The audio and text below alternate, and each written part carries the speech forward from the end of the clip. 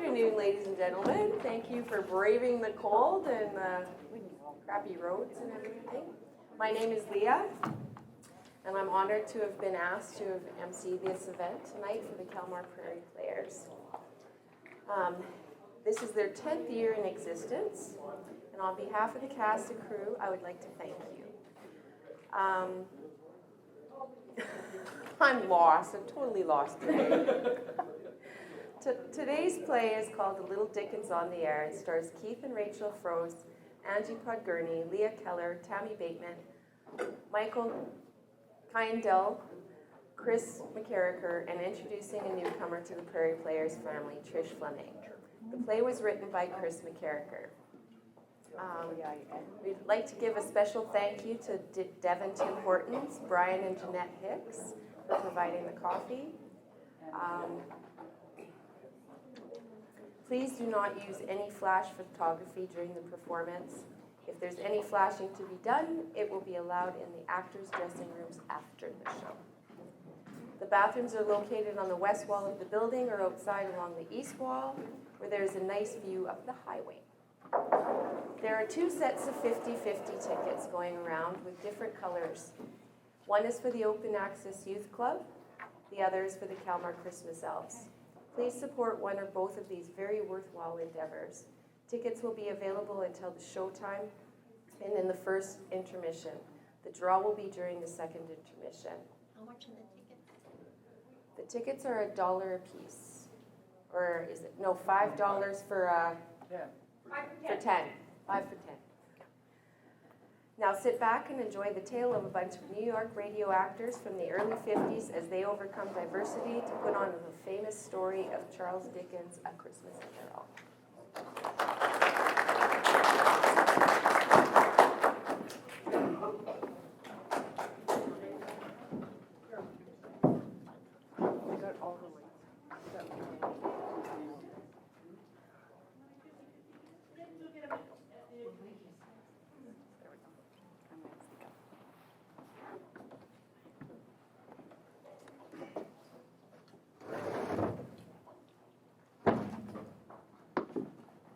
Jingle bells, jingle all the way.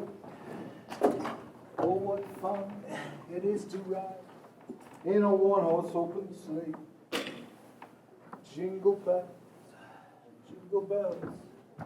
jingle all the way.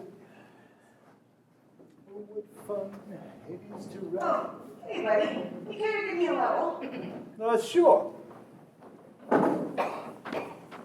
Mic 1, test. That's good. And mic 2? Test. Darn. Shoot. Oh, sorry for my language. Can you try that again? Test. Are you okay? You sound a little keyed up. I know it. Leather lips is on the Warpath man. Do you want to try 3? Test. Well, what's wrong with producer Mrs. Nettle? Something crawled out of her cream of wheat? What started her up? Actually, she's a self-starter. Really, I guess listenership is down. And she's blaming everyone but herself. When she inherited this radio station from her dearly departed husband, everyone thought she would just sell it. Yeah. I think her trying to run it is a huge mistake. Try the Foley mic, would you? Test. Well, I don't have to worry about Mrs. Nettle. I just come and do my job. Yeah, me too. But if she shuts down this show for that singing sister act she keeps turning us with, there's no guarantee they'll keep me on. That's most likely, and she probably won't keep us actors on either. Not for a variety show. Oh, hi, Bonnie. I was hoping to catch you alone. I mean, to see you before the show. Not alone necessarily, of course. That would just be silly. Oh, dear, I'm just embarrassing myself now to try this again. What was that all about? Were you pulling my leg? That is crazy for you. Don't tell me you've never noticed. You have to be blind, you chump. Oh, Betty's swell, that's for sure. But I think she's got the hots for Lance. He's the big star. Why would she see a guy like me? He's a big star, all right, with an ego to match. It's no wonder he can get his head in the door of the studio. Wonder how many pounds of air pressure it takes to keep it that size. Oh, he's a bit of a prick, that's for sure, but not a bad guy if you ignore the fact that he's a little insensitive and self-absorbed. That's like saying he's a sterling individual, except for the murderous streak. Oh, hi, buddy. It's so nice to see you again. I'm sorry for what I said earlier, but I'm sure, like me, you have forgotten all about it right by now. Anyway, I just want to take this time. We're alone, just the two of us. Merry to tell you- Christmas, Betty. Just thought I'd let you know I'm testing out the mics, and I can hear you perfectly. Oh, dear, listen, I didn't know you were there. I have to try this again. I rest my case. She got it bad, and that ain't good. Well, what's so bad about Betty? I think she's great. She just seems a little disorganized. Well, there's nothing wrong with Betty. She's a nice enough gal, I guess. But women tend to tie you down, especially in your line of work. And can't you see? She's not disorganized. She's flustered being around you. No, Yeah, no. I guess you can think however you wish to. I ain't arguing with you. In fact, you're right, and I'm completely wrong. Well, if they let us go, it's going to be a tough thing because this acting shtick is tough and jobs are hard to come by. If the show folds, it's likely we won't ever see each other ever again. And a Merry Christmas to you, too. Jeepers, buddy. The show will be a hit. The network will pick us up for another season, and you'll have created worry lines for nothing. Oh, I don't have to worry about wrinkles. My mom says I got a face for radio. Hi, buddy. Hi, Leslie. I was wondering if you saw my crazy twin come in here earlier. You a twin? Oh, yes. She looks just like me, and she sounds just like me, but she's always doing the stupidest things. I am forever getting in trouble because of her. You have a twin, huh? What's her name? Her name is, Betty, too. I was born Elizabeth, and she was born, Bethany. And when your parents would call you, how would you know which one they wanted? Well, I am somewhat taller. Yeah, and? And I think you're the bee's knees, buddy. I mean, oh dear, look at the door. I have to be over there somewhere. Oh, sorry, Mr. Boyle. How clumsy of me. Yes, it was. I will overlook it this time because of the high-quality person that I am. Now, get out of my way, girl. Poor thing. She's head over heels in love with me. Foolish woman. Oh, well, who can blame her? I am, after all, one of the best voice actors in the industry. One of the humblest, too. Ah, yes. Good of you to notice, Bradley. It's Buddy. So you claim. Anyways, are you done with this technical tomfoolery yet? I need to begin my vocal exercises. Well, the mic's all checked out okay. You can go ahead with your pre-game warm-up.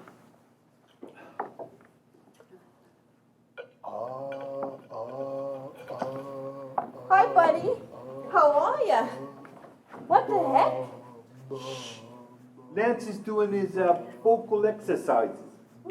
Thank heavens. I thought he lost his mind. You can't lose what you never had. Do you people mind? My brilliance depends on careful preparation.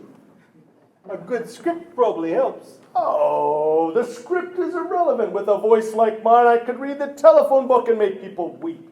I can believe people weep at the sound of your voice. It's dusty in here. You people are insufferable. Call me 5 minutes before showtime. I will be in my dressing room.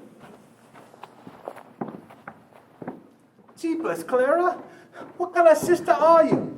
You're not even supposed to be on the soundstage. You're always getting me in trouble. I'm sorry, buddy, but I just wanted to warn you, Mrs. Nettle is mad as a wet hen. Well, I know she's about as smart as Leonard. Quiet, Leslie. You're not helping. Clara, what is Mrs. Nettle so angry about? Oh, she just got the listenership results in, and she says the numbers are dropping like the pants of a vaudeville clown. She says this newfangled television thing is going to kill radio. She doesn't think there'll be any radio stations in business in the next 10 years. Really? Television, huh? maybe we should get television jobs. No way. I heard that television will make you go blind, especially if you watch it for more than an hour or two, especially in the dark. Radio is much safer. That television stuff, that'll all just be a flash in the pan. I'm with Leslie. Who's gonna watch a tiny little screen for hours on end? With a face like yours, you better hope the television doesn't get too popular. I mean, when it comes to your looks, the most attractive feature on you is your voice. And with a sister like you, who needs enemies? Oh, buddy, don't be like that. You know, I'm just joshing. Anyway, I better skedaddle before old Nasty Slacks catches me in here. I don't know why she's so funny about the office staff mixing with the actors. She's afraid your weirdness is going to rub off on us. More like your weirdness. I think Ma dropped you on your head as a kid. Oh, well, at least I wasn't thrown on my head like you were. I love my job. I can't imagine being on the air and being listened to by thousands of people. I'd freeze up like an icebox. Oh, Pshaw. If I can do it, anyone can do it. Normally, I would agree with you on that, but I think you're able to do this because you're not really normal. You know what I mean? Now, what would you know about normal? I know You your think brother typing and sister and all. dictation is fun? You two need to cut it out. I know your brother and sister now, but you're acting more like Cain and Abel. She started it. She started it? Are you pulling my leg? Why is it that when you get siblings together, they all of a sudden revert to acting like they're 5 years old again? We just do it for your entertainment, Leslie. Is it working? Whoa, whoa, whoa, whoa, whoa, whoa. Good heavens, young lady, what are you doing here? I was given to understand that office minions were not allowed in the studio. Just bringing Mr. Brown his fan mail. Now I'm just leaving. Buckley gets fan mail? It's Buddy. And I get the odd piece here and there. Yes, I can imagine they must be odd. I have my fan mail directed to my secretary for processing. Who can be bothered with such piffle? Lance, darling, there you are. I've been looking all over for you. What you doing in here with the riffraff? Ah, Miss Taylor. So good to see you so soon. You are looking as lovely as ours. That's not necessarily a compliment. Oh, I better skedaddle before Lance blows a blood vessel. See you after work. Yeah. You really must not allow that woman into the studio. She's a secretary, for heaven's sake, a secretary. Yeah, next thing you know, they'll be letting janitors in here. Well, they do let janitors in here. Who do you think cleans up after us? They might touch stuff that you touch afterwards. Oh! That is disgusting. Why do you say such things? Have you no couth? I thought you knew. Anyway, have you seen Ronald, Darren, Frank, and Doris? Whom? The other members of the cast. I talked to Betty already. I know she's in the building. Ah, yes, them. How should I know? I'm not interested in keeping tabs on them, I can assure you. Yeah, surely you're not serious. Why would I wish to monitor my inferiors? I am the Foley artist. My sound effects are the perfect counterpoint to Lancey's spectacular voice. Do not ever call me Lancey again. Sorry, darling, how foolish of me. Hello, everyone. Are you ready for the show? Hello, Miss Knight. So glad to see you. Oh, Buddy, you're always so formal. I insist you call me Doris. Hello, Doris. Nice to see you. Actually, from you, Mr. Boyle, I prefer Biz Knight. Why, I never. Oh, with an attitude like that, I'm not surprised. Don't listen to her, Lancey. You don't upbeat those big stars get. Don't call me Lancey. And I'm the big star around here, not this fading has-been. Yes, yes, yes, we all know. You're a legend in your own dressing room. People, please, let's all get along. We've done the rehearsals, so we just have the final show to do, and then we can take a break. Let's make this the best show ever, so we can prove that radio is still king. Oh, Buddy, Mrs. Nettler's on her way. She wants to dress the whole cast for some reason, and she looks madder than a wet haddock. Oh, man. Have you seen Ronald. He does almost half the voices. He's got to be here. Don't look at me. I could do all the voices if I had to, but I do the voices I do by my contract, and that is all I shall do. You're such a team fella, you make me quiver with inspiration. And here I thought that quivering was a type of palsy caused by the aging process. Well, people, let's act nice for when Mrs. Nettle comes in. If she's as mad as Betty says she is. We've been angrier, I think. I have yet to see her feet. Oh, that reminds me, my dear, I have a new sound effect for you. Oh, dear, Miss Knight. Gosh, Miss Knight, I don't think I can fight my own battles, you simpleton. Your friend Doris here has just showed us all the lack of class she has to work with. Such a shame at her advanced age, too. Tell me, my dear, do you find it difficult to present yourself as some role model of class? When you're nothing but an ugly old sow? That would be 1 grunt for yes, 2 for no. I see my initial impression of you has been borne out. You, madame, are an insufferable wooer. And I would not waste a rotten tomato on one of your performances. Why, you bought the script!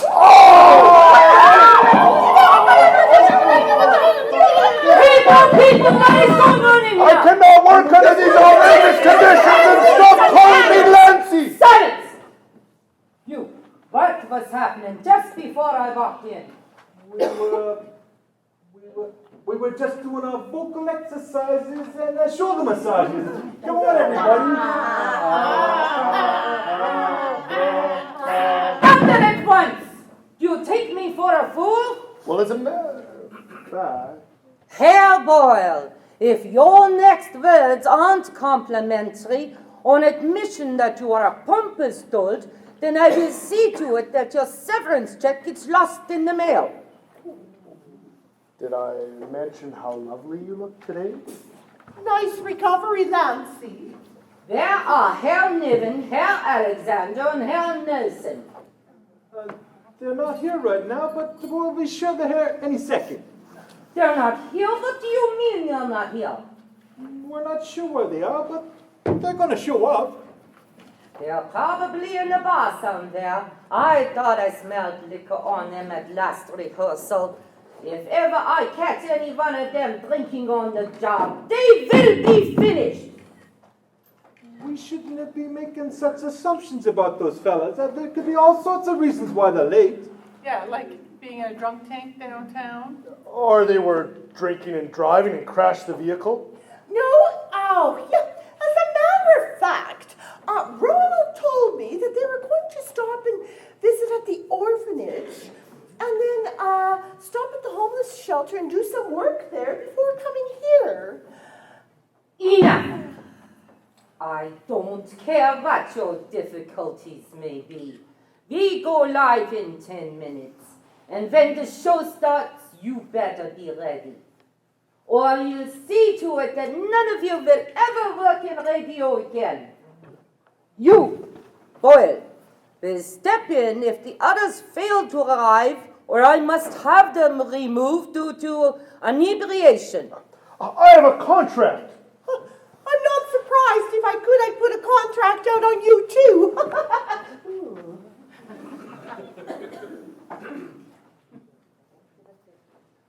I don't give a fig if you have a lawyer rolled up and stashed away in your trench coat. I thought it was you show business people that went by the credo. The show must go on! Here is my credo, Miss Nasty Pants. As your inferiors call you, my credo is to leave a sinking ship when I see one. I hereby resign. Come, Miss Taylor, we're leaving at once. But Lancy, Well, are you coming or not? I don't know what to do. Get lost along with your boyfriend Clancy. You don't even supply any voices. Anybody can make noises. Oh, will everyone stop calling me Lancy?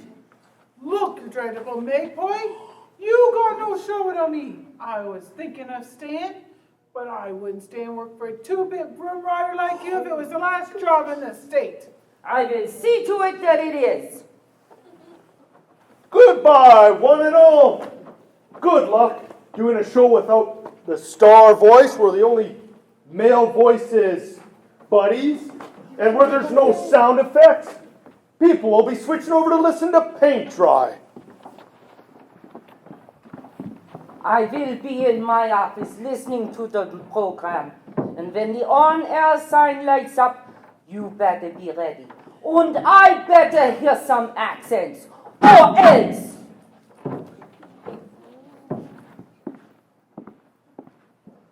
Oh man, I can't do all those voices. I was only supposed to be Bob Cratchit, a merchant and a gentleman. I found one of them. Oh, great! Hey, buddy, how you doing? I mean, how you doing? Oh, great. Oh, don't worry about me. I am He sounds like Lancey. Do his vocal exercises. fine. Oh, for crying out loud, he sounds like a moron. This is serious. One of those almost have the voices. Where are Darren and Frank? And where the heck is Betty? Which one? The taller one. Sorry, I'm late. Ronald, I've been looking all over for you. Oh, speak of the devil. Oh, that would be my sister. Well, I don't know why you couldn't find me. I just at the coffee shop up down there, and at least until the cops got there, and I got away, but they got Frank and Darren and hauled them away in the paddy wagon. Your breath doesn't smell like coffee, more like the distillery 3 blocks down. Listen, people, we gotta stop John. We got only 5 minutes left, and without Lance the Magnificent and his toady, we're gonna be facing a lot of dead air. We gotta make sure we do this right, or we can kiss our careers goodbye. There will always be a need in the industry for competitive voice actors. You mean you? Who said that? Oh, the voices are back. Listen, Ronald, are you sure you're up to this? I don't want to get into the show and make fools of ourselves. Oh, the goal must go on. Oh, fabulous. Listen, Clara, Deborah left her notes here. Could you figure out her shorthand and do the sounds for us? Buddy, you know how I feel about my voice. I mean, that's part of the reason why I don't go into all this acting stuff. But Deborah didn't, she only did the sounds. You don't have to use your voice. Come on, Claire. It'll be fun. I have some recorded sound effects back here I can help you out with. I tell you what, if you do this for me, I'll accept your proposal of marriage. What? Why, I never. Oh, I'm sorry. My mistake. It must have been 2 other people. Oh, was I one of them? We almost got no time left. Come on, let's figure this out. Where's your script? Okay.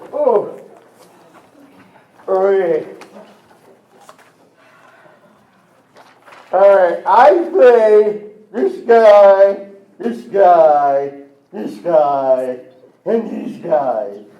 That just leaves those guys for you guys.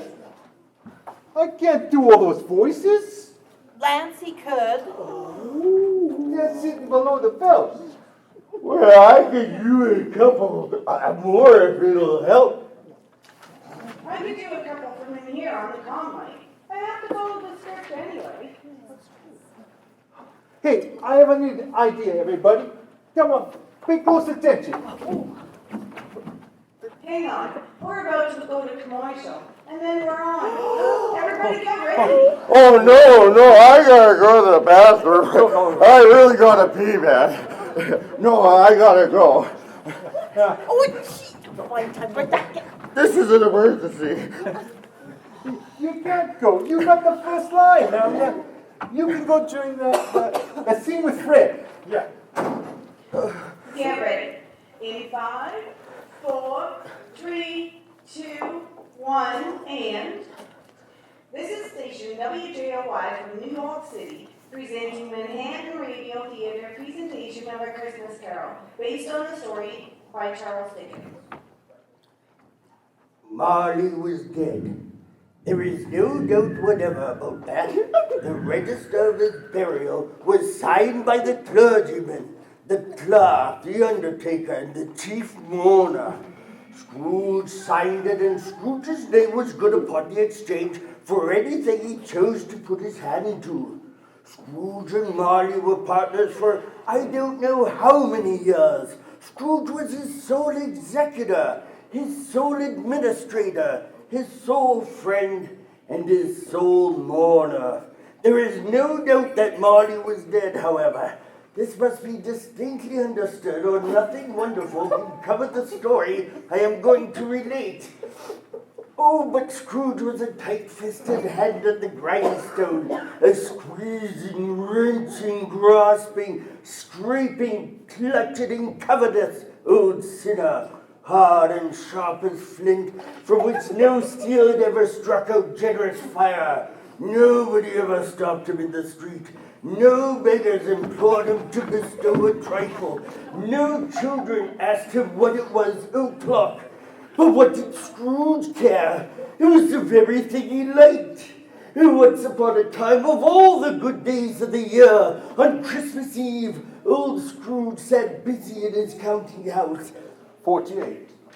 49. It was cold, bleak, biting weather. The door of Scrooge's counting house was open that he might keep his eye upon his clerk, who in a dismal little cell beyond was copying letters.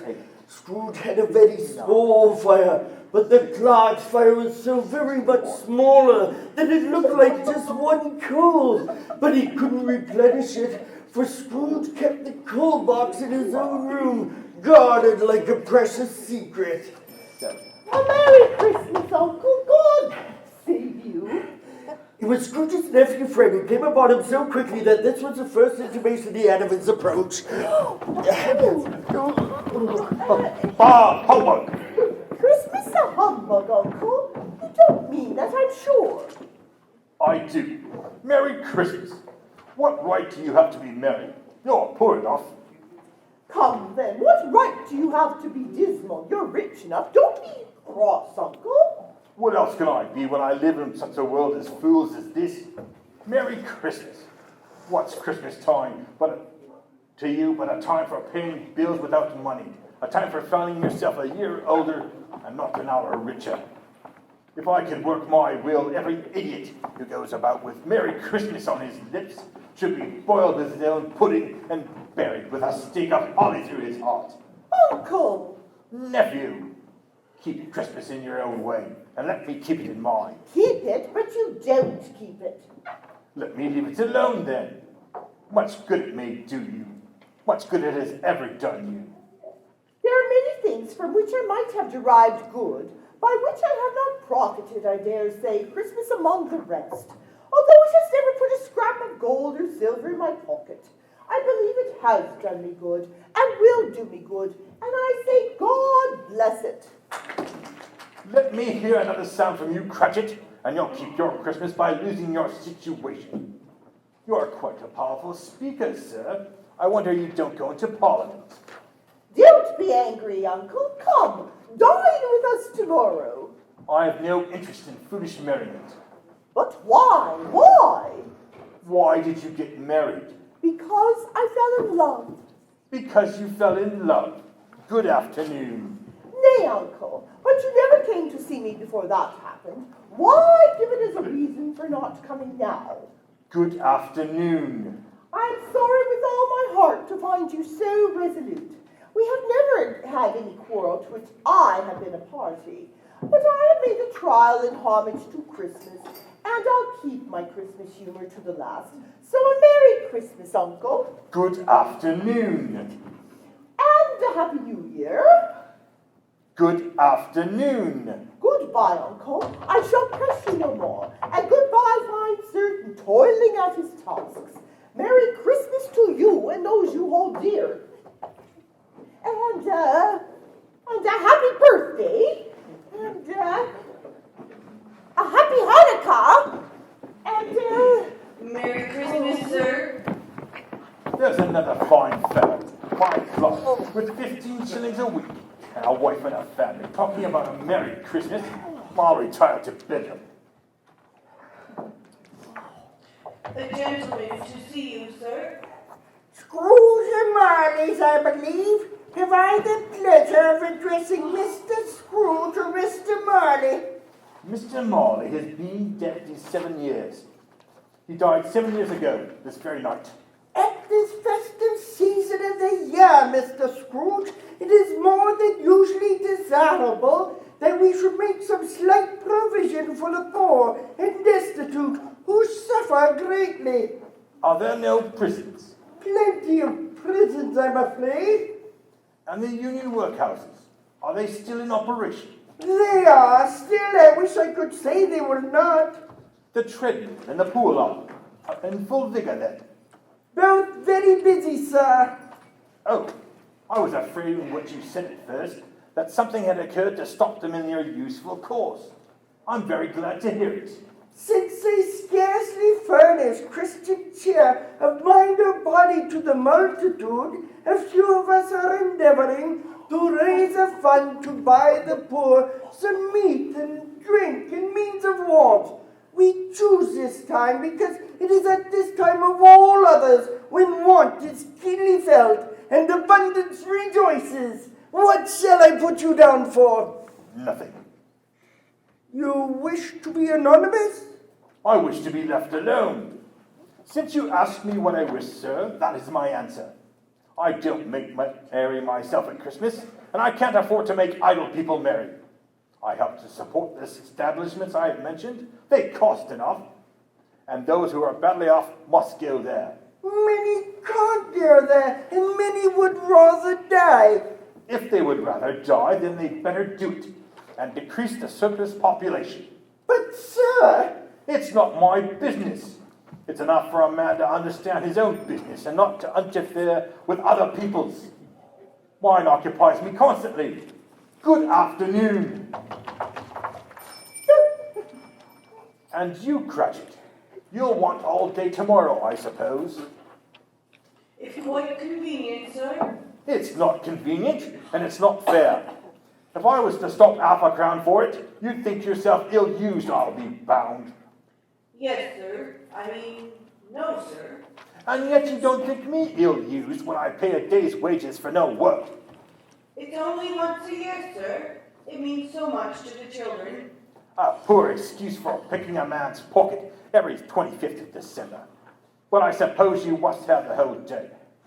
Be here all the earlier the next morning.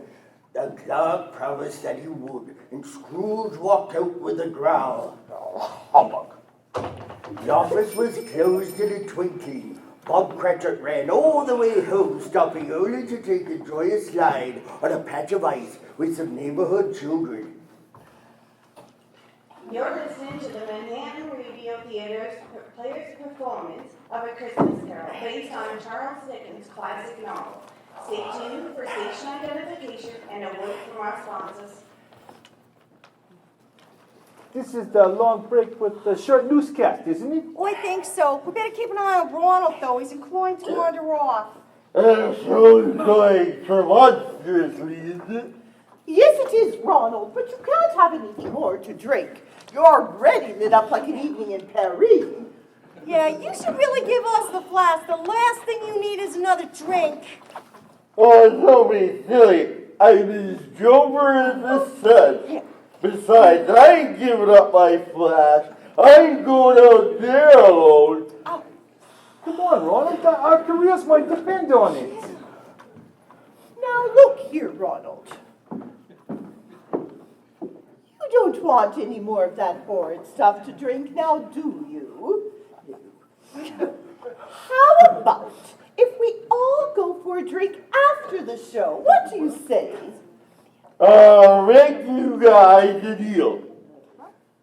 I will drink it all if you join me in a bout. That way we don't have to pour it out, or I will drink it all, which would be like alcohol abuse. Well, I suppose if it's shared between all of us, we won't feel it as much. It's better than letting him drink it all. That would be the end of the show for sure. Well, I don't know. I don't really like alcohol. It makes me all dizzy and giggle. Well, I don't know what else we can do. I wouldn't mind a small sip. My nerves could sure use it. Well, if everybody else is having one, I might as well. If this is what it takes, this is what it takes. Pass the flask. Why, save me some.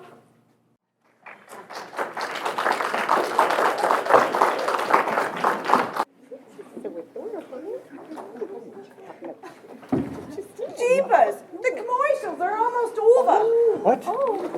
Come on, everybody.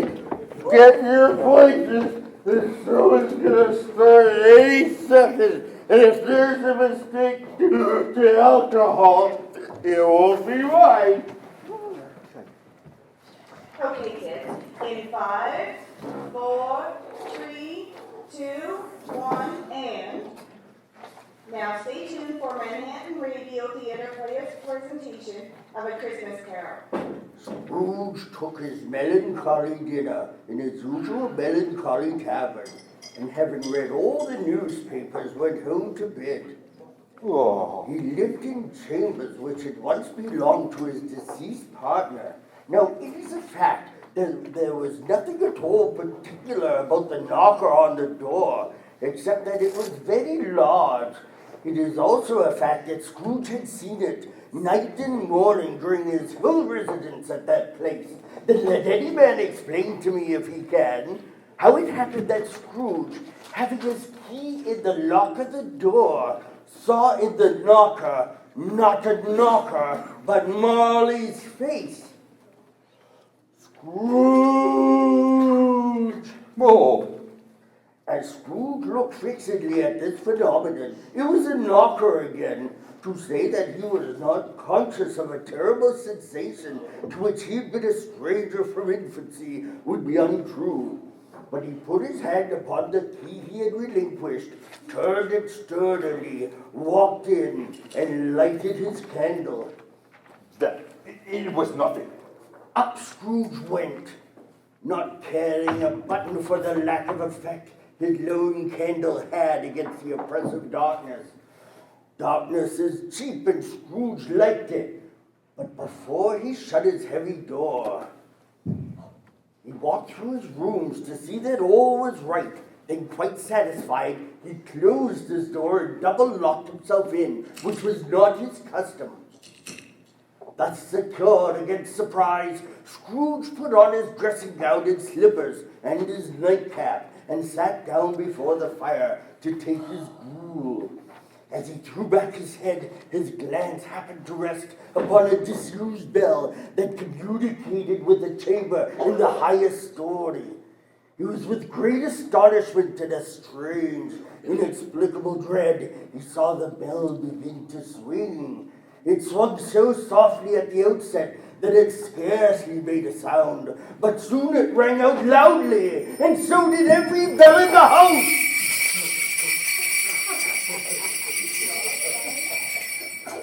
Humbug. It's humbug, I say.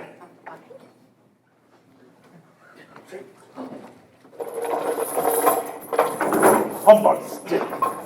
I won't believe it. Something is coming to the door. It's Marley. The same face, the very same. Marley in his pigtail, usual waistcoat, tights and boots. The chain grew and long and wound about him like a tail, and it was made of cash boxes, keys, padlocks, and ledgers wrought in steel. Marley's body was transparent, so that Scrooge, observing him and looking through his waistcoat, could see the 2 buttons on his coat behind. Scrooge had often heard it said that Marley had no bowels, but he had never believed it until now. What do you want with me? Much! Who are you? Ask me who I was. Who were you then? You're particular for a shame. In life, I was your partner, Jacob Marley. Can you sit down? I can. Do it then. Who asked the question because he didn't know whether a ghost so transparent might find himself in a condition to take a chair, and felt that in the event of it being impossible, it might involve the necessity of an embarrassing explanation. But the ghost sat down on the opposite side of the fireplace, as if he were quite used to it. You don't believe in me! I don't. What evidence would you have of my reality beyond that of your senses?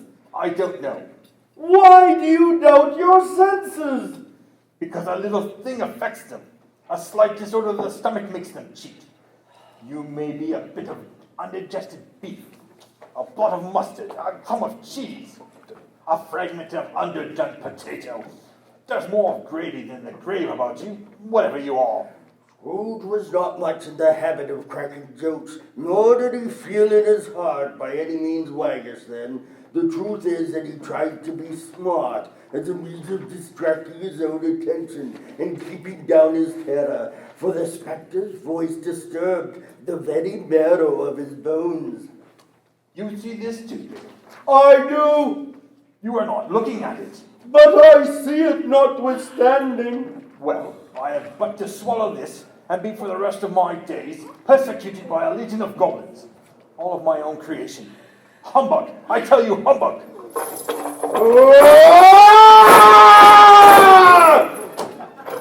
Mercy! Dreadful apparition! Why do you trouble me?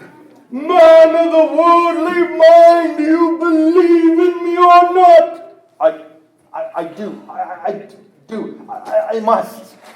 But why do spirits walk the earth, and why do they come to me? It is required of every man that the spirit within him should walk abroad amongst his fellow men and travel far and wide. And if that spirit goes not forth in life, it is condemned to do so after death. It is doomed to wander through the world. Oh, woe is me! Ah! You are fettered. Tell me why. I wear the chain I forged in life.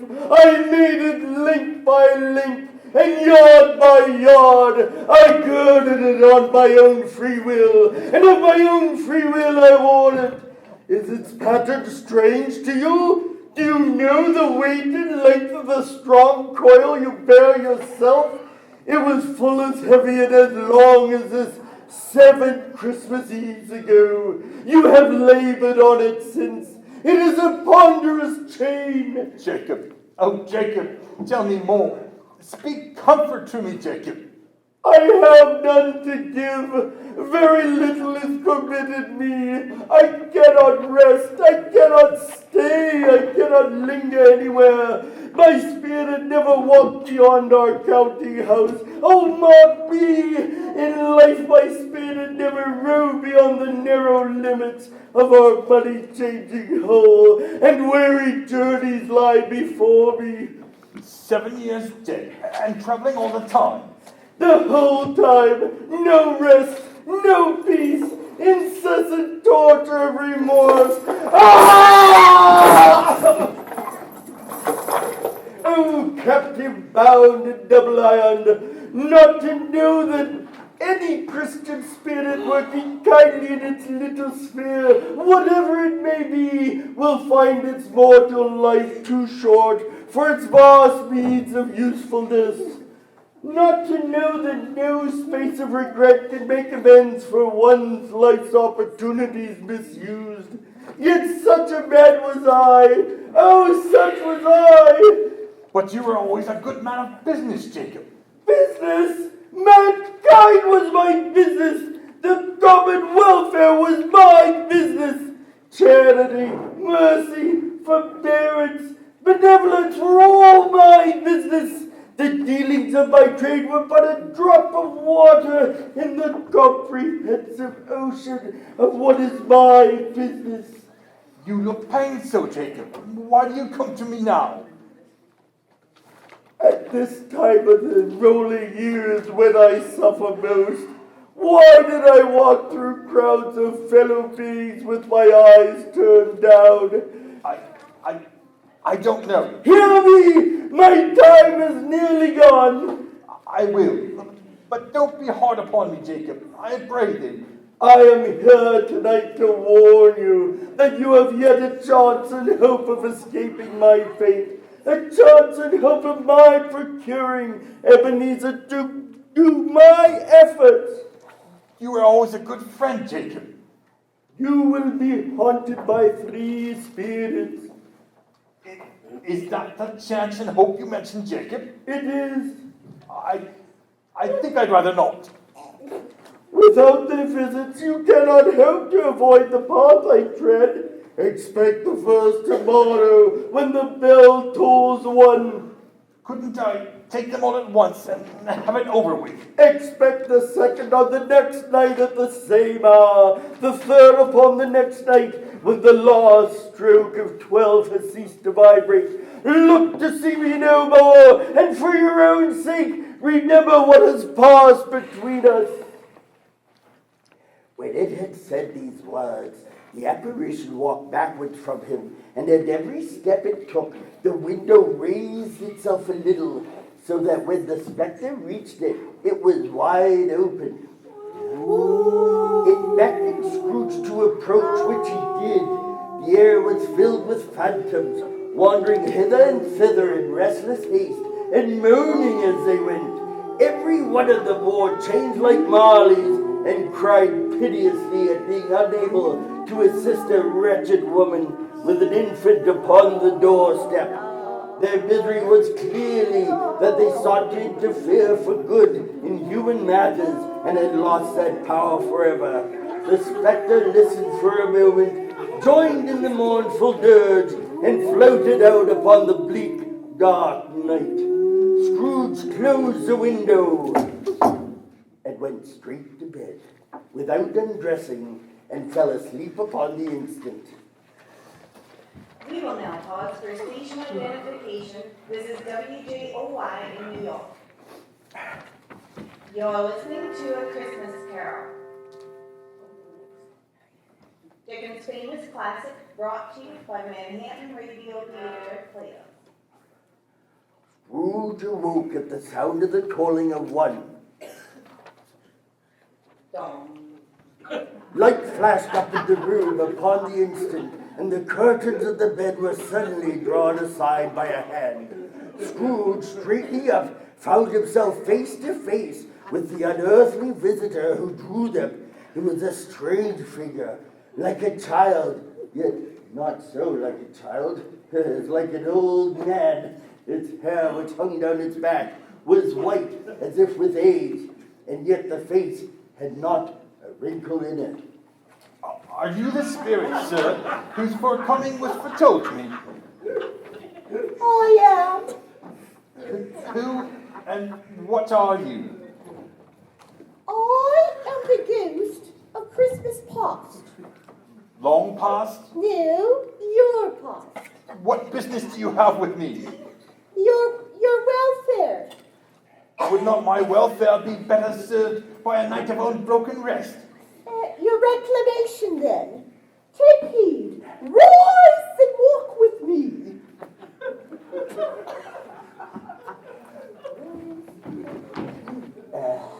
As the words were spoken, they passed through the wall and stood upon the open country road with fields on either hand. The city had entirely vanished. The darkness and the mist had vanished with it, for it was a clear, cold winter day with snow upon the ground. Good heavens, I was a boy here. Your lip is trembling. What is that upon your cheek? It is but a pimple. Really? Lead me where you will. You recollect the way? Remember it, or I could walk it blindfolded. Oh, strange to have forgotten it for so many years. Let us go on. They walked along the road, Scrooge recognizing every gated, posted tree, until a little market town appeared in the distance with its bridge, its church, and winding river. Some shaggy ponies now were seen trotting along with them, their boys upon their backs, who called to one another in country gigs and carts driven by farmers. All these boys were in great spirits and shouted to each other until the broad fields were so full of merry music that the crisp air laughed at hearing it. These are but shadows of the things that have been. They have no consciousness of us. The two travelers came on, and as they came, Scrooge knew and named them, every one. Bless my soul. There's Robbie and Pip. Why was he rejoiced beyond all bounds to see them? Why did his cold eye glisten and his heart leap up as they went past? Why was he filled with gladness when he heard them give each other Merry Christmas? Merry Christmas. As they parted at crossroads and byways for their several homes, what was Merry Christmas to Scrooge? What good had it ever done him? Yonder school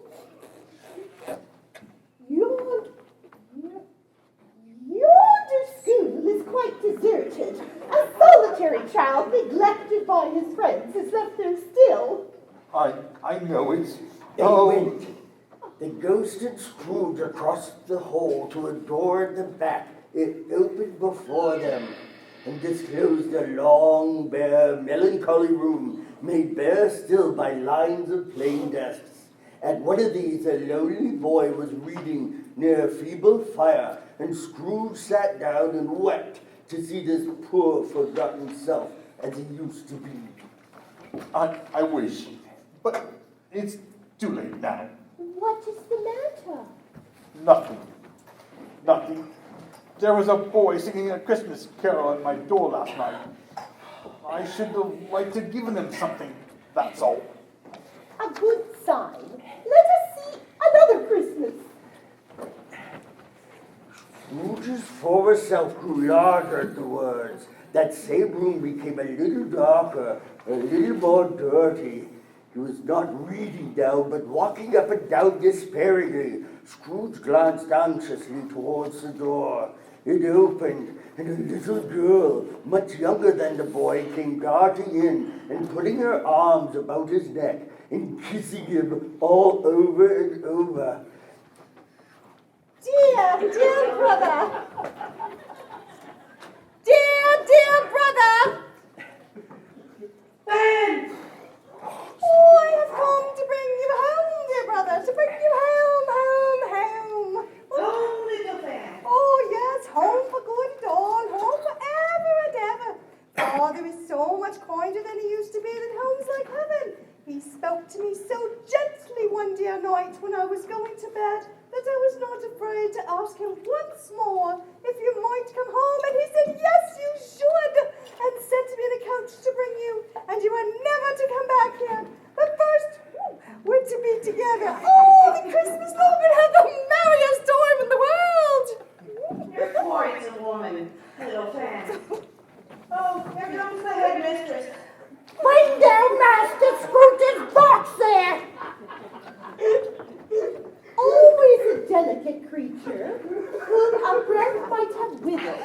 She had a huge heart. So she had. She died a woman and had, as I think, children. What a sorrow. True, your nephew, Fred. God help me. Yes. Although they had but a moment left the school behind them, they were now in the busy thoroughfares of a city where shadowy passengers passed and repassed, where shadowy carts and coaches battled for the way, and all the strife and tumult of a real city were. It was made plain enough by the dressing of the shops that here too it was Christmas time again. But it was evening, and the streets were lighted up. The ghost stopped at a certain warehouse door. Do you know this place? No, I was apprenticed here. They went in, at sight of an old gentleman in a Welsh wig sitting behind such a high desk that if he had been 2 inches taller, he might have knocked his head against the ceiling. Why, it's old Fezziwig, bless his heart. It's Fezziwig, alive again. Old Fezziwig laid down his pen and looked up at the clock, which pointed to the hour of 7. He rubbed his hands, adjusted his capacious waistcoat, laughed all over himself, from his shoes to his organ of benevolence, and called out in a comfortable, oily, rich, fat, jovial voice, Yo-ho there, Ebenezer, Dick Wilkins, to be sure, bless me, yes. There he is. He was very much attached to me, was Dick. Poor Dick, dear. Yo-ho, my boys! No more work tonight! Christmas Eve, Dick! Christmas, Ebenezer! Let's clear away, me lads, before a man can say Dick Robinson! Clear away, there was nothing they wouldn't have cleared away. It was done in a minute. Every movable was packed off. The floor was swept and watered. The lamps were trimmed. Fuel was heaped upon the fire, and the warehouse was as snug and warm and dry and bright as a ballroom. When the clock struck 11, this domestic ball broke up. Mr. and Mrs. Fezziwig took to their stations, one on either side of the door, and shaking hands with every person individually as he or she went out, wished them a very Merry Christmas. Merry Christmas. Oh, Merry Christmas! Thanks very much. This gesture was a small matter to make these silly votes. So full of gratitude. Small? Is it not? He has spent but a few pounds of your mortal money, 3 or 4 perhaps, and I think I could give him some. Is that so much that he deserves this praise? It isn't that, Spirit. He has the power to render us unhappy or happy, to make our service light or burdensome, a pleasure or a toil. Say his power lies in words and looks, and things so slight and insignificant that it is impossible to add and count them up. What then? What's The happiness he gives is quite as great as if it cost a fortune. What is the matter? Nothing. Oh, something, I think. I should like to say a word to my clerk just now, that's all. Quick! My time grows short. This was not addressed to Scrooge, but it produced an immediate effect. Again, Scrooge saw himself. He was a man in the prime of life. His face had not the harsh and rigid lines of later years, but it begun to wear the signs of avarice. There was an eager, greedy, restless motion in the eye. He was not alone, but sat by the side of a fair young girl in a mourning dress, in whose eyes there were tears. What are these tears? It's matters too very little. I know the order has displaced me, and if I can cheer and comfort you in time to come as I will try to do, I have no just cause to grieve. What idol has displaced you? A golden one. This is the even-handed dealing of the world. There is nothing on which it is so hard as poverty. There is nothing it professes to condemn with such severity as the pursuit of wealth. You fear the world too much. All your hopes are merged into the hope of being beyond the chance of its sword reproach. I have seen your noble aspirations fall off one by one until the master passion gaining engrosses you. Have I not? What then? Even if I have grown so much wiser, I am not changed towards you.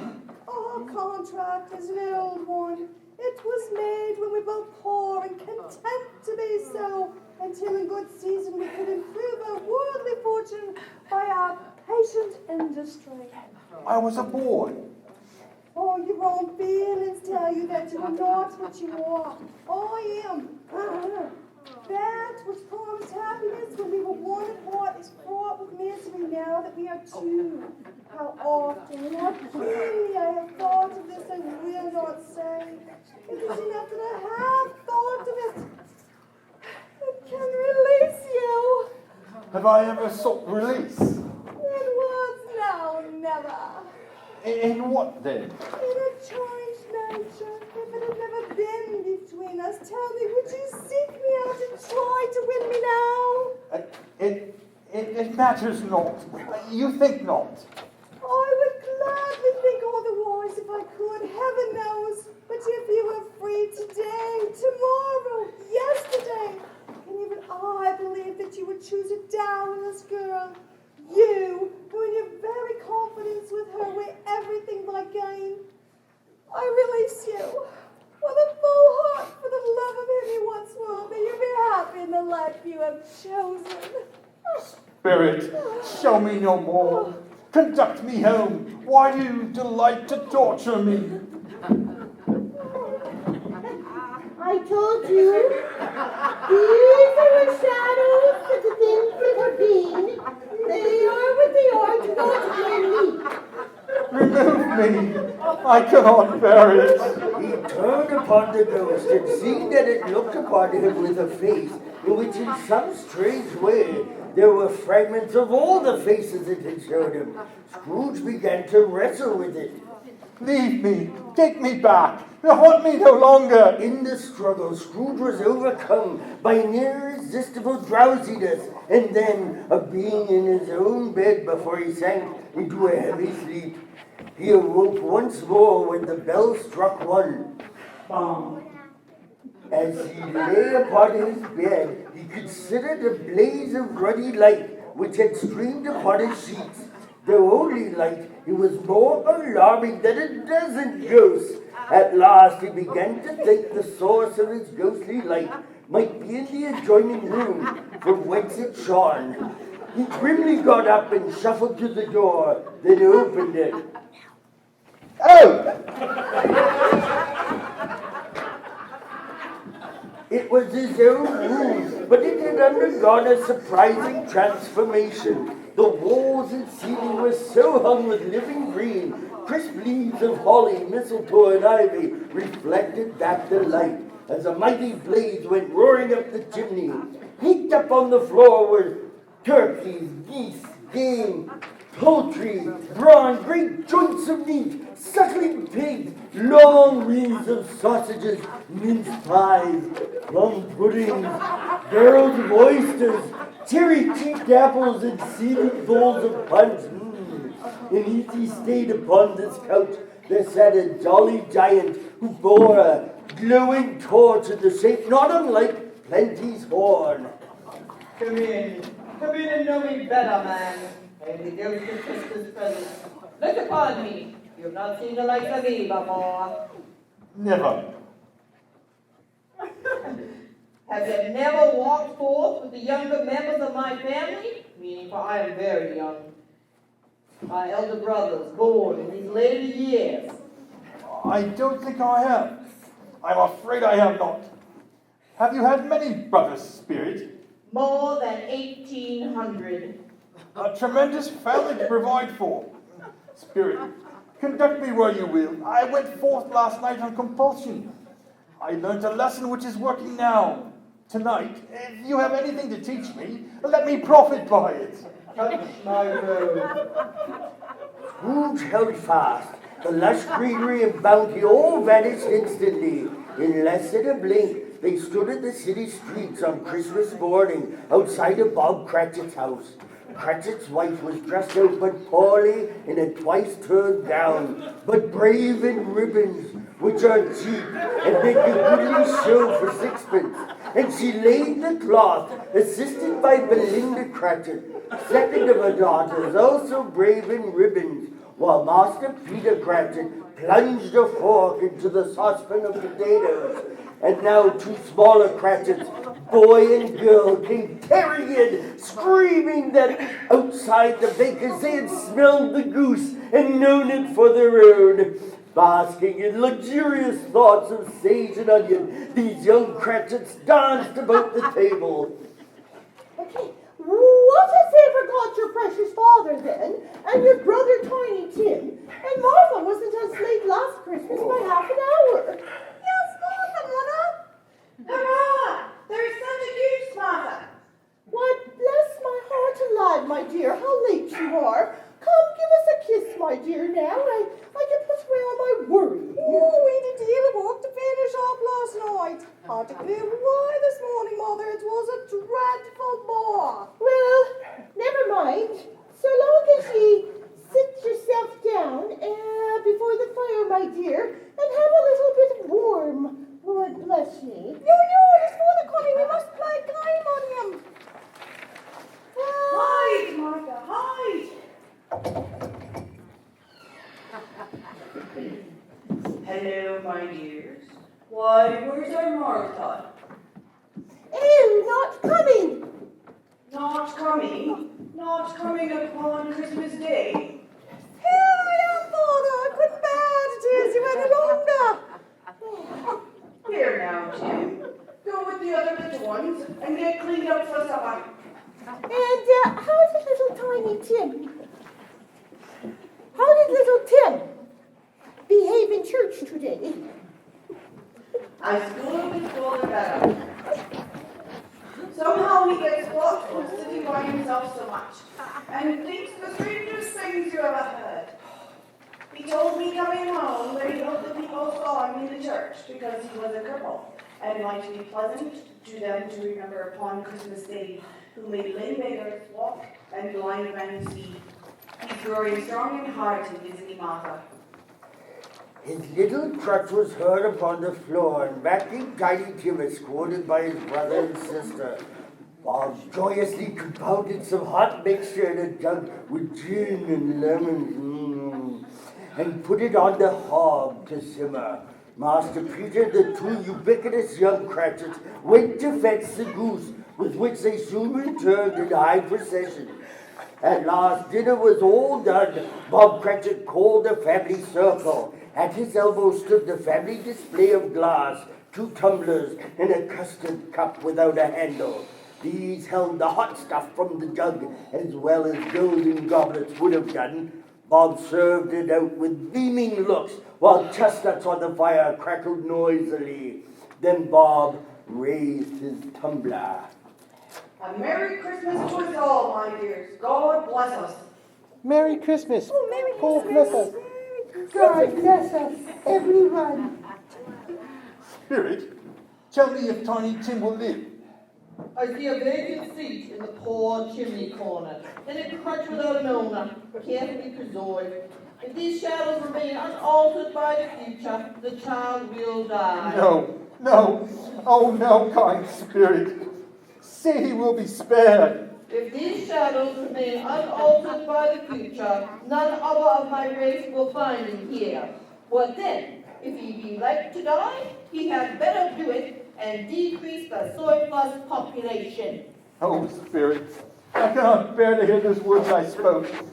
I am overcome with penitence and grief. Let's listen longer to this happy family. See the joy in their faces. And now let's raise a glass of Christmas cheer. I'll give you Mr. Scrooge, the founder of the feast. The founder of the feast, indeed. I wish I had him here with me. I'd give him a piece of my mind to feast upon, and I hope he had a good appetite for it. My dear, the children, Christmas Day. Yeah, it should be Christmas Day. Yeah, I'm sure on which one drinks the health of such an odious, stingy, hard, unfeeling man as Mr. Scrooge. You know he is, Robert. Nobody knows it better than you do, poor fellow. My dear, Christmas Day. I'll drink his health for your sake and not for his. Long life to him and a Merry Christmas and a Happy New Year. He'll be very merry and happy indeed, I have no doubt. The children drank the toast after her. It was the first of their proceedings, which had no heartiness in it. Tiny Tim drank it last of all, but he didn't care tuppence for it. Scrooge was the ogre of the family. The mention of his name cast a dark shadow on the party, which was not dispelled for full 5 minutes. You're listening to Manhattan Radio Theater Players with their performance of A Christmas Carol by Charles Dickens.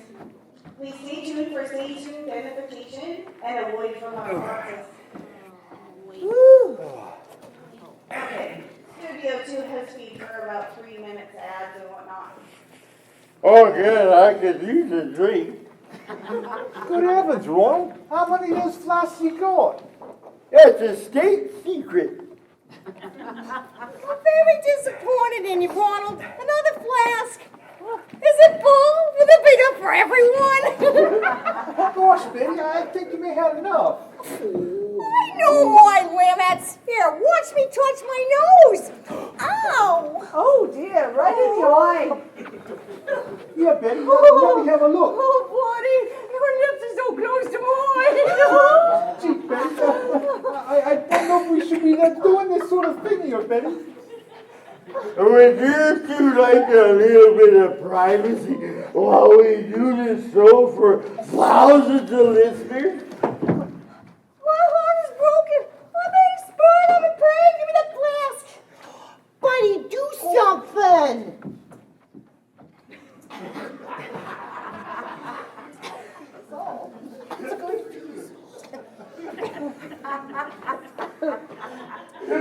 My heart is broken. I can't carry on. I quit.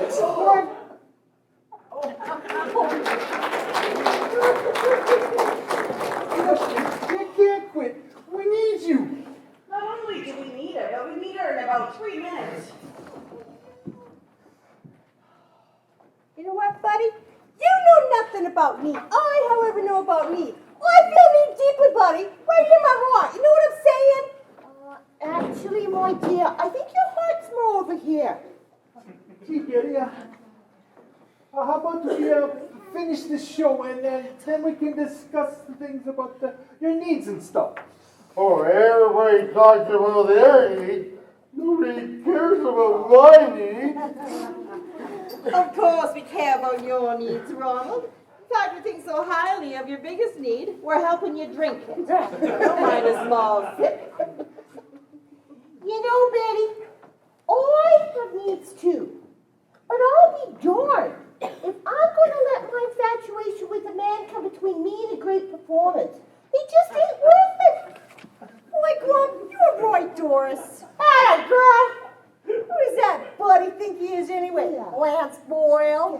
What happened to Lovey-Dovey? I'll show you, lovey-dovey. Why ought to slap your face for leading me on and teasing me and making me What feel is happening so here? My dear Mrs. Meadow. You're drunk. Oh, it's okay, Gladys. I've seen him watch drunk girl bounce for poisoning. Gladys, how dare you call? Wait a minute. I can see you are all tipsy. Line up in front of me at once.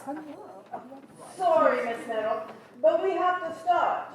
In 5, 4, 3, 2, 1. Wait, I'm not ready. Don't worry. We actually have another minute or so. I just want you to get rid of old man here. Thanks, Leslie, you're the best. Thanks, Leslie. That was a great job. Yeah, okay, everybody. You know, we would go around. Let's get into our places. We'll probably get fired after the show anyways. So let's all go out and style. Yeah. We'll show it. Yeah. Yeah. Yeah, okay. Again. In 5, 4, 3, 2, 1, and welcome back to the final chapter of Manhattan Radio Theater Players production of A Christmas Carol by Charles Dickens. The spirit did not tarry here, but bade Scrooge hold his robe as mist swirled about. It was a great surprise to Scrooge to hear a hearty laugh. It was a much greater surprise to Scrooge to recognize it as his own nephew and to find himself in a bright, dry, gleaming room with the spirit standing smiling by his side and looking at the same nephew with approving affability. Ha! Ha ha! Ha ha! He said Christmas was nothing but a humbug as I live. He believed it too. Oh, shame on him, Fred. He's a comical old fella, that's the truth, and not so pleasant as he might be. However, his offenses carry their own punishment, and I have nothing to say against him. I'm sure you're very rich, Fred, and he's sure he's telling you so. What of that, my dear? The wealth is of no use to him. He doesn't even make himself comfortable with it. I have no patience with him. Oh, I have. Yeah. I'm sorry for him. I couldn't be angry with him if I tried. He suffers by his ill whims. Himself always. Here he takes it to his head to dislike us. And he wouldn't come and dine with us. What's the consequence? He doesn't lose much of a dinner.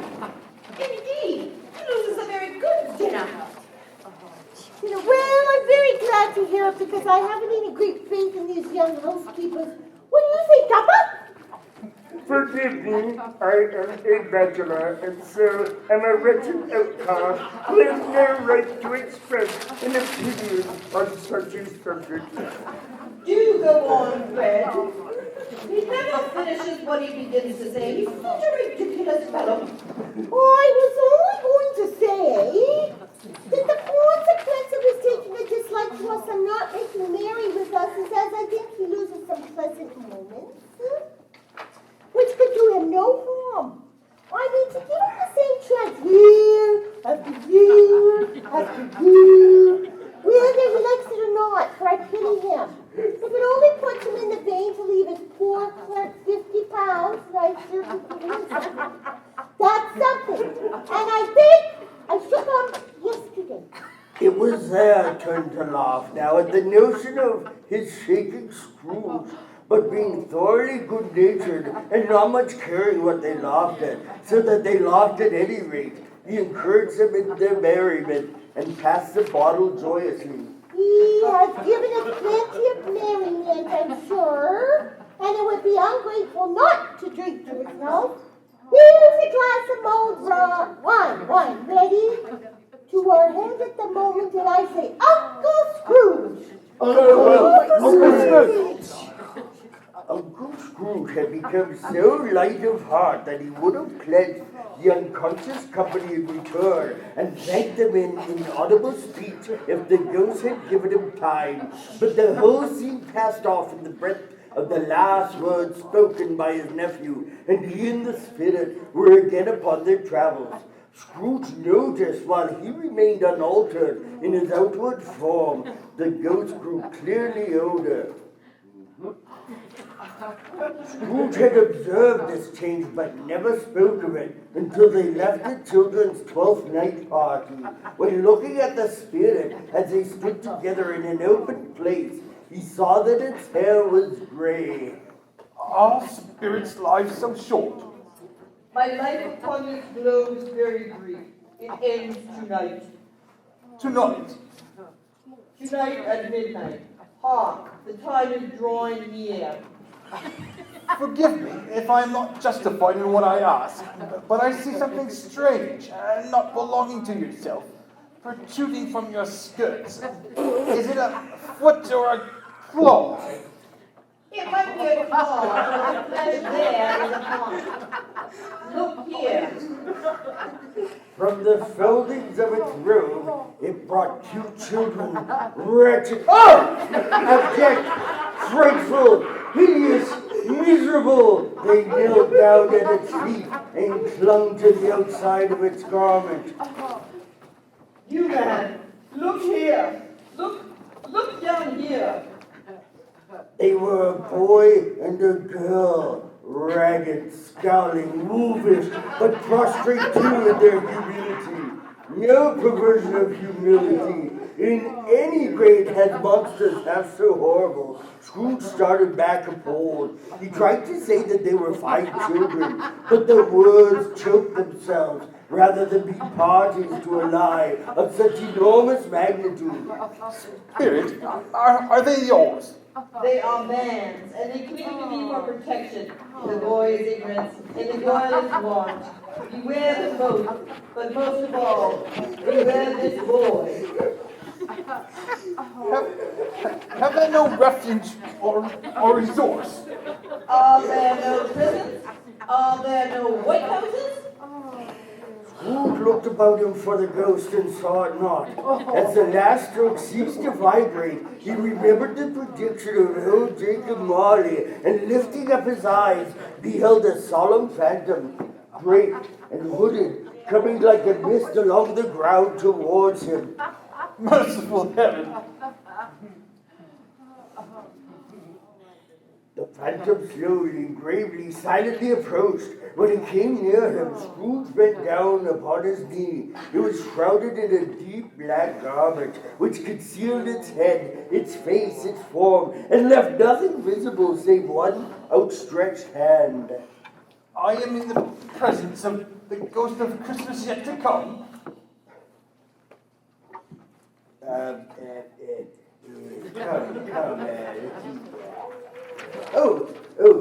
The spirit answered not, but pointed downward with its hand.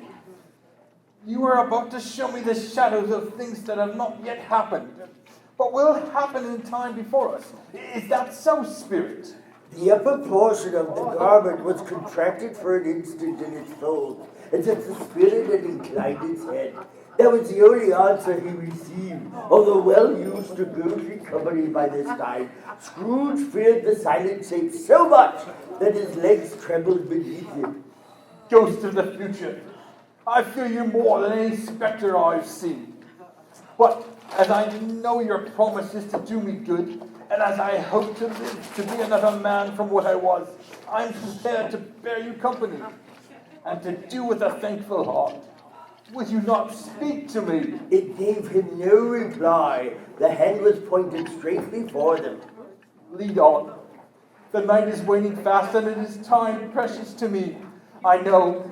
Lead on, Spirit. The phantom moved away as it had come towards him. Scrooge followed in the shadow of its dress, which bore him up, he thought, and carried him along. They scarcely seemed to enter the city, for the city seemed to rather spring up about them and encompass them of their own act. But there they were, in the heart of it, amongst the merchants at the exchange. The spirit stopped beside one little knot of businessmen. Observing that the hand was pointing to them, Scrooge advanced to listen. No, I don't know much about it either way. I only know he's dead. When did he die? Last night, I believe. Why, what was the matter with him? I thought he'd never die. So did he, I'm sure. I find it all rather boring. What's he done with his money? I have a point. Left it to his company, perhaps. He hasn't left it to me, that's all I know. It's likely to be a very cheap funeral, for upon my life, I don't know anybody to go to it. I don't mind going if a lunch is provided, but I must be fed. Scrooge recognized the merchants and looked towards the spirit for an explanation. I know those men. They are important men of business. Who are they talking about? I should be at my place at this hour. Where am I? They went into the obscure part of town where Scrooge had never penetrated before. Far in this den of infamous resort, there was a low brown dealing shop where iron, bottles, bones, and greasy offal were bought. Sitting in amongst the wares he dealt in was a gray-haired rascal. Scrooge and the Phantom came into its presence just as a woman with a heavy bundle slunk into the shop. She had scarcely entered when another woman, similarly laden, came in too, closely followed by a man in faded black. After a short period of blank astonishment, all burst into a laugh. Here's a chance if we haven't all three back here without mending it. You couldn't have come in at a better place. Come into the parlor. What odds then? What odds, Mrs. Dilber? Every person has a right to take care of themselves. He always did. True indeed. That's true indeed. No man more so. Why then, don't stand staring as if you was a brave woman. Who's the wiser? You're not going to make holes in each other's coats, I suppose. True indeed. We should hope not. Oh, very well then. That's enough. Who's the worse for the loss of a few things like these? Not a dead man, I suppose. True indeed. No.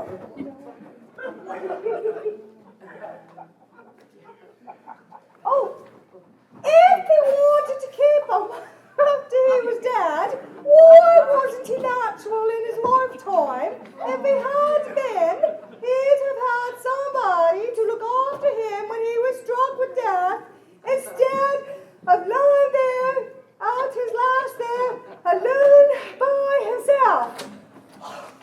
That's the truest word that was ever spoken. It's a judgment on him. Oh, I wish it was a little heavier one, and it should have been laid out and hand upon it. If I could have laid my hands on anything else. Open that bungalow, Joe. Let me know the value of it.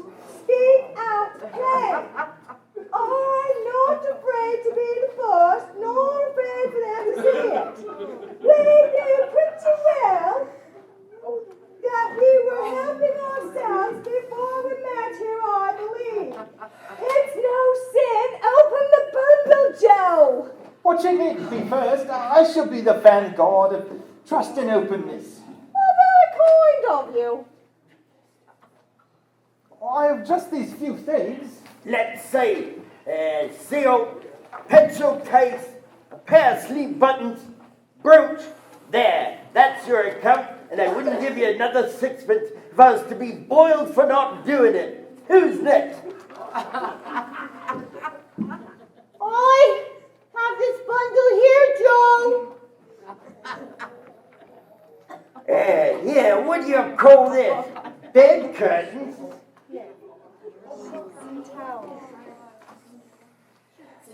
Sheets and towels. What's this here? Sheets and towels. Oh, 2 old-fashioned silver teaspoons, a pair of sugar tongs, and a few boots. Yeah, it's all it's worth. Always give too much to the ladies. It's a weakness of mine. That's how I come to ruin myself. And now I'll do my bundle, Joe. Oh, really? What do you call these? Bed curtains? Ah, bed curtains. You mean you took them down, rings and all, with him lying there? Oh, yes, I do. Why not? You were born to make your fortune, you'll certainly do it. Oh, I certainly shan't hold my hand when I can get anything in it by reaching it out for the sake of such a man as he was, I promise you, Joe. Don't drop that oil upon the blankets now. It's blankets. Well, who else do you think? He isn't likely to take cold without him, I dare say. I hope he didn't die or anything catching, eh? Oh, don't be afraid of that. I ain't so fond of his company that I'd lower about for such things if he did.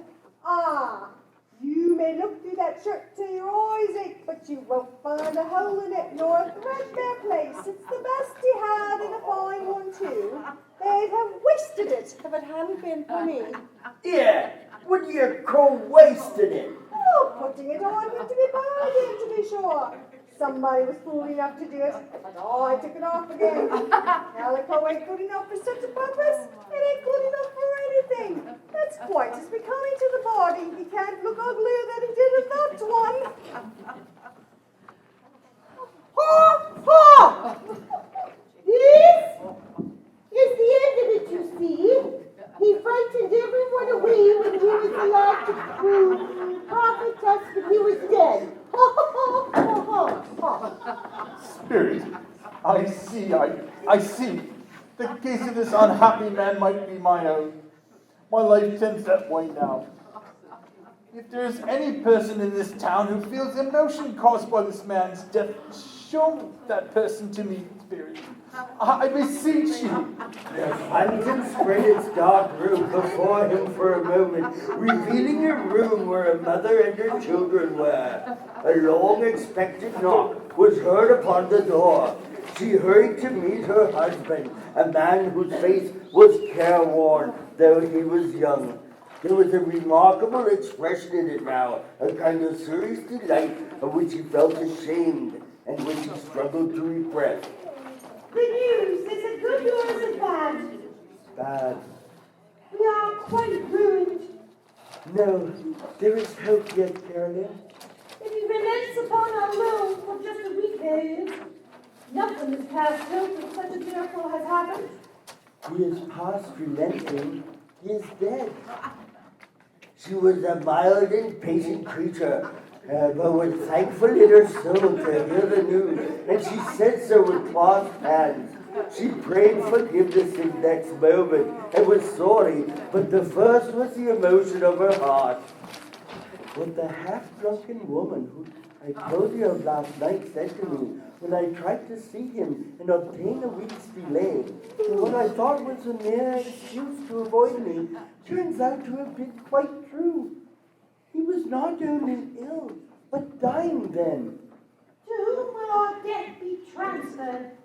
I don't know, but before that time, we shall be ready with the money, and even though we were not, it would be a bad fortune indeed to find so merciless a creditor in his successor. We may sleep tonight with light hearts, Carolyn. Let me see some tenderness connected with the death of that dark chamber, Spirit, which we just left now, will be forever present to me. The ghost conducted him through several streets until they entered poor Bob Cratchit's house and found mother and children seated round the fire. Quiet. Very quiet.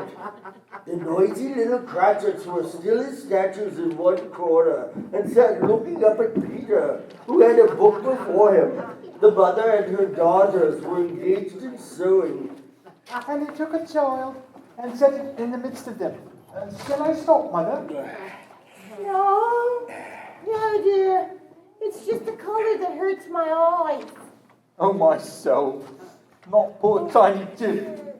They're better now again. It makes them weep by candlelight. And I can't show you guys to your father when he comes home for the world. It must be near his time. Past it, rather.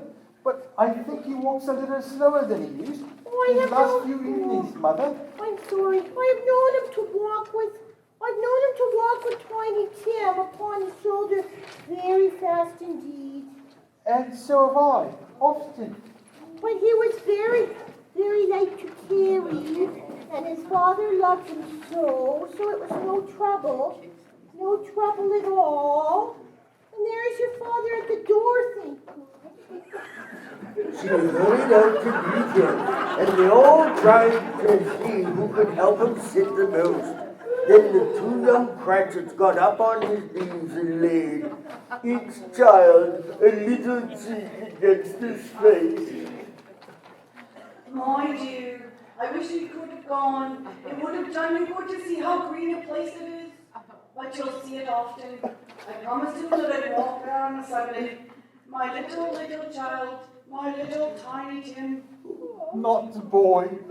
Oh, Spectre. Something informs me that our parting moment is at hand. I know it, but I not know how. Before we leave this place, tell me, what was that man whom we saw laying dead? As if in answer, a churchyard appeared. Here then the wretched man whose name he had now to learn lay underneath the ground. The spirit stood among the graves and pointed down to one. Scrooge advanced towards it, trembling. Before I draw near to the stone to which you point, answer me one question. Are these the shadows of things that will be, or the shadows of things that only may be?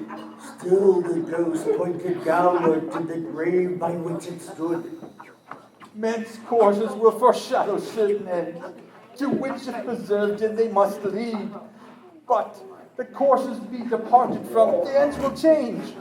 Say this is thus with what you show me.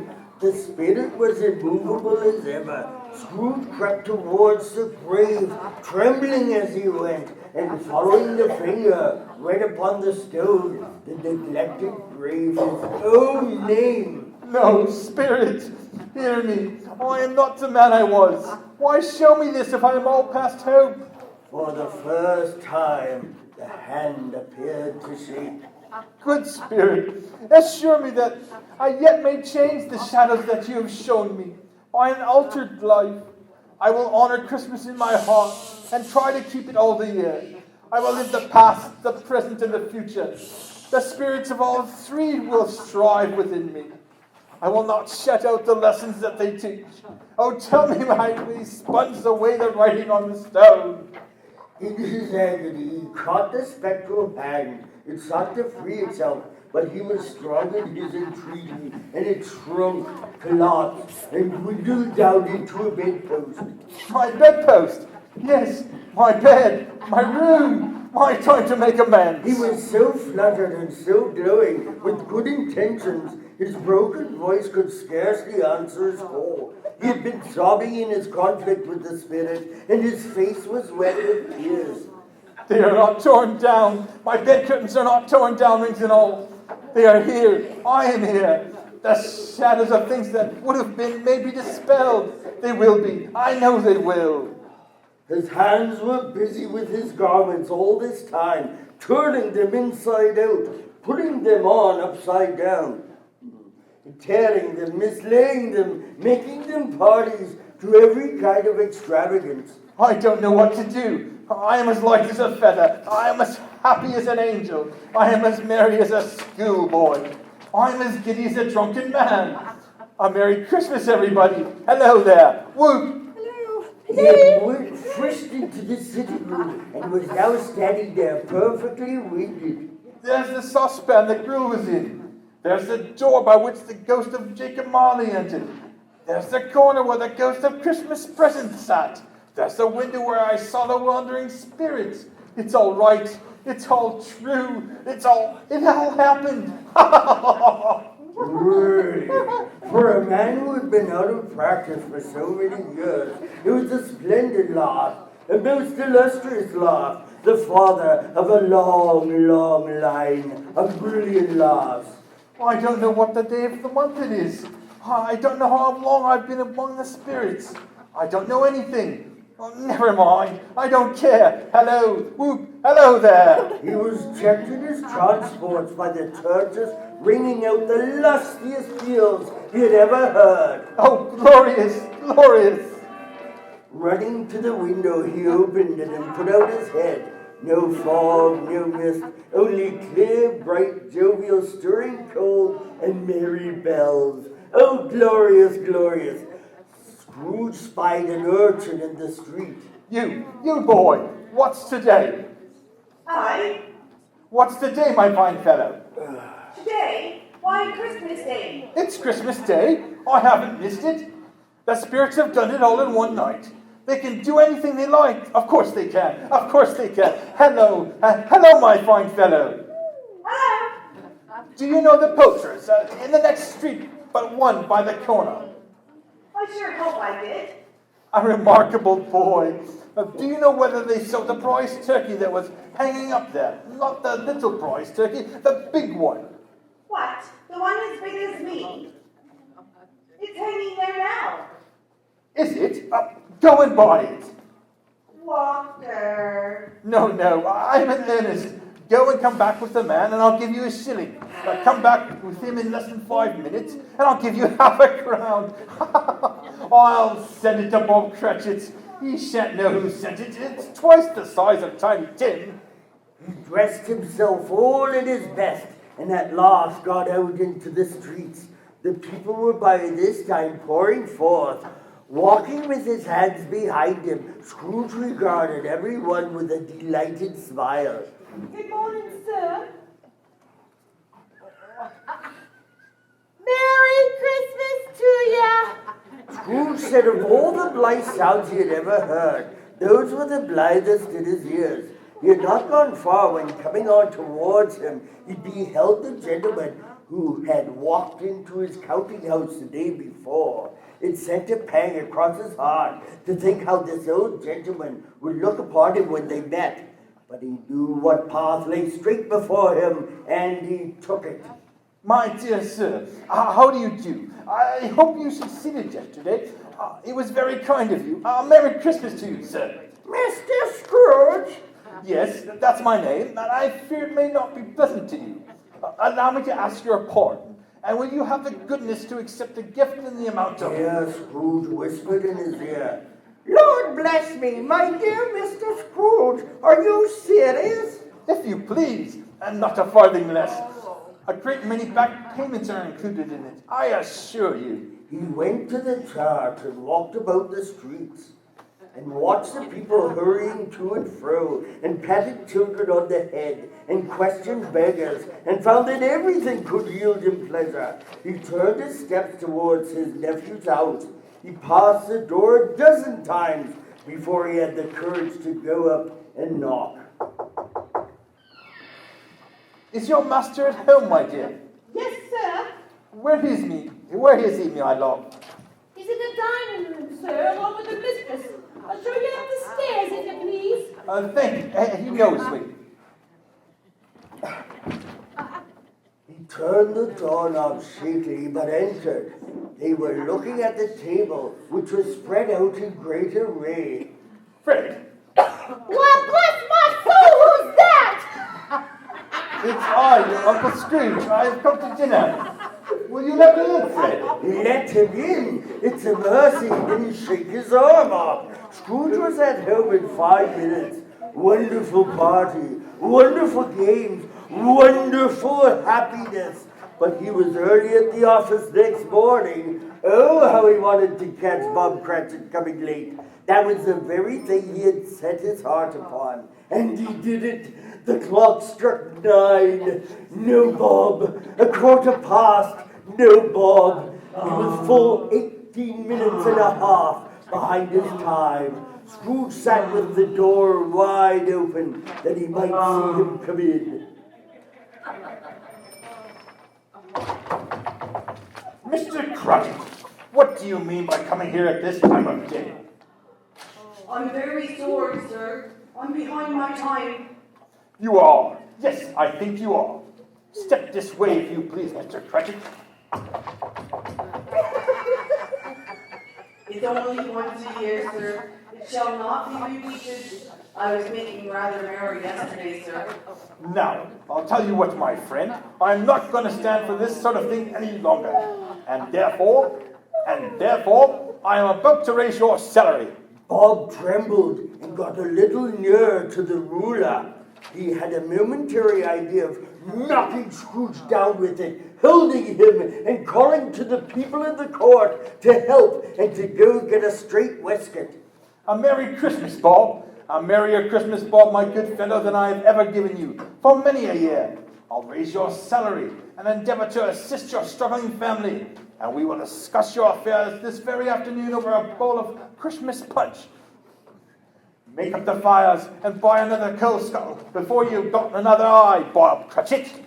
Scrooge was better than his word. He did it all and infinitely more. And to Tiny Tim, who did not die, he was a second father. He became as good a friend, as good a master, and as good a man as the good old city knew, or any good old city, town, or borough in the good old world. It was always said of him that he knew how to keep Christmas well, if any man alive possessed the knowledge. May that truly be said of us, and all of us. And so, as Tiny Tim observed, God bless us, everyone. And out. Well done, everyone. Well, thank heavens, I could use a drink. I think Oh, I've had enough to last me a lifetime. I don't think I'll ever drink again. Oh, you quitter. Hey, we all want to thank Claire for jumping in. She was a natural. Thanks, Doris, but I better skedaddle and see how many stacks of paper landed on my desk while I was gone. Yeah, thanks, sis. Oh, anything for you, dear brother. See you later, alligator. That was great, everybody. I've never felt so positive after a performance. Nothing is going to take this away from me. Nothing at all. I can't believe it. Okay, you people, you have disappointed me tremendously. You have brought shame to my radio station, and I will not have that. You were saying? Be quiet while I am talking. Now, what do you have to say for yourself? Well, I said no talking. Listen, Mrs. Nettle, please hear me out. I know you're disappointed in us, but we were just trying to get through the show with half of the cast, and I think we did a great job, personally. Yeah, Mrs. Nettle. If I was you, I'd be grateful for our performance because we managed to get through the whole thing without any dead air. Yeah. And it is Christmas. Don't talk to me about Christmas. I lost my poor husband on Christmas Day 5 years ago. Oh, Miss Nettle, I'm so sorry. Oh, that's awful. Not really. I told you he was a poor husband. He had an aneurysm when I was trying to get him to sign the divorce papers. Instead of half of everything, I got it all. Oh, dear. That included this infernal radio station which nobody is interested in. All they talk about is this newfangled television stuff. I haven't got a single time slot for a broadcast region since I took over. But you want me to factor in that it's Christmas? And I'm having to put up with drunken knotheads like you people. Give me one good reason why I shouldn't fire the lot of you and hire the McCartney sisters.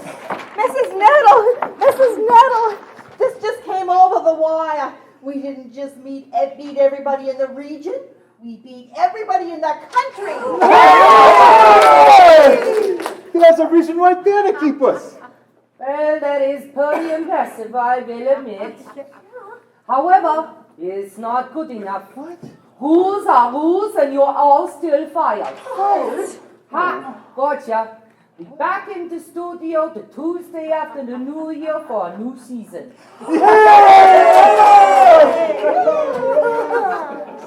Anybody have any of that hooch left?